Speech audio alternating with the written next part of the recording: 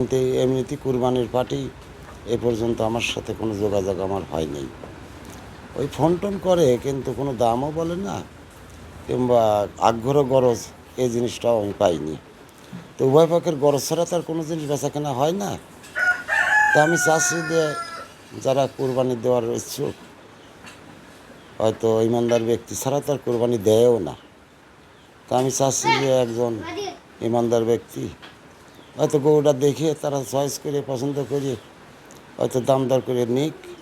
আমি ঈদের 1 সপ্তাহ আগে চিন্তাধারা নিচ্ছি যে 5 দিন 7 দিন আগেই জেনেই হোক আমি বেচা বিক্রি করবো, এই এটা আমার মন মানসিকতা, এই আর কি। খাওয়াই আবার দুপুরে আবার রাত্রে।